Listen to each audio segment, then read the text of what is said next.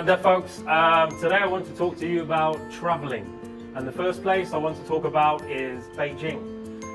First of all, you all know it's the capital city of China, and it's full of history. Whilst I went to Beijing, I was very lucky that I had friends either working there or studying. So as a result, they were able to take me and show me the city like a local. The first place I want to talk about is, you can see behind me, the Great Wall of China. It seems like it goes on forever and ever behind the mountains. You're not wrong. It does really go on forever and ever behind the mountains. But unfortunately now only some part of the wall still exists. Other parts have fallen down due to weathering, and as you all know, it's over 2,000 years old. Next thing I want to talk about is the food. Many people told me that I had to try different types of food. So I asked them, what should I try? And the one thing that my friend said was, as you can see behind me here, scorpions. Initially, I didn't like the idea of trying scorpion. It just didn't look very appetizing. But in the end, I tried it. What does it taste like? It just tastes like fried food with a lot of oil, and it was very crispy. No taste, really. The next place I want to talk about in Beijing is the Summer Palace. This was really an eye-opener. Apparently, the Summer Palace was a place where the king used to go during his summer holiday every year. Very spectacular view, old architecture, so it was really a good eye-opener. Next, I went to Shanghai during the Expo, where different countries had exhibitions showcasing different things from their respective countries. So I was very lucky and fortunate that I saw different expos with different amazing art, history, architecture and culture from those countries. It was done on a huge scale. Each country had a little space and they built these exhibition buildings, which was fascinating. What I found most fascinating was the old architecture in Shanghai, as you can see in this picture. These beautiful rivers and canals really showcase the craftsmanship of the people from thousands of years ago. I really felt that there was a lot of character, and also something scenic was these small canals. You can actually see the buildings date back thousands of years, and personally I think it looks like a very nice postcard. I also went to the art district area, which showcased different calligraphy, art, culture about Shanghai.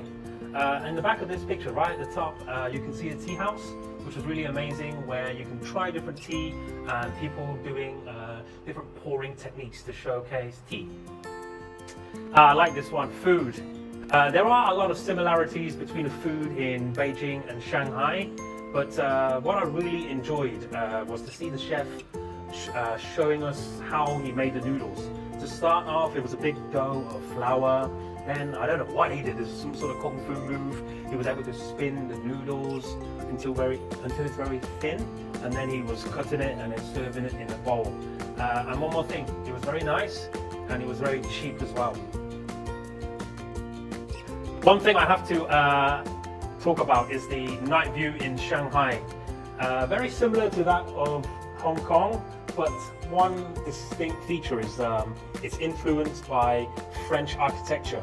Some of you know Shanghai was colonized by the French, so a little bit different, but it still has similarities with Hong Kong's night view. The next place doesn't need a lot of introduction.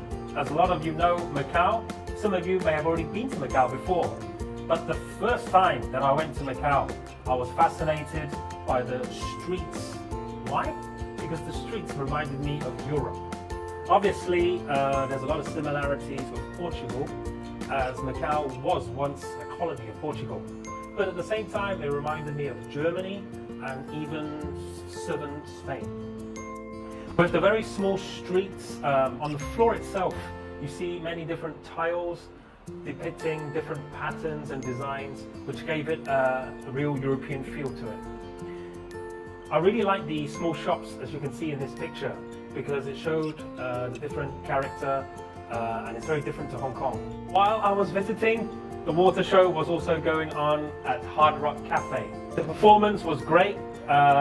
Initially, I thought it was just a water show, but no, there was a lot of acrobats. It was almost like drama, and it was amazing because I was impressed by the performers. The food was very unique because I went to a Portuguese restaurant, but at the same time, I saw food that reminded me of Chinese food. These people running these restaurants were actually mixed Portuguese and Chinese. So there was Portuguese and Chinese fusion. A lot of the people went over to Macau years ago and they settled and they married local people. So they came up with this new cuisine, Macaunese food, part Portugal, part Chinese. So it was really delicious, and at the same time it was very healthy. Nothing I have tried before or experienced in Hong Kong. I also went to the Macau Tower, the tallest building in Macau, and you can see 360 degrees panoramic view of the city. So that was very interesting. Macau is actually quite small, so you can see the whole city while you are up in the tower. While I was in the Hard Rock Cafe Hotel, of course they had different memorabilias that were donated by famous artists. They donated guitars, clothing, CDs.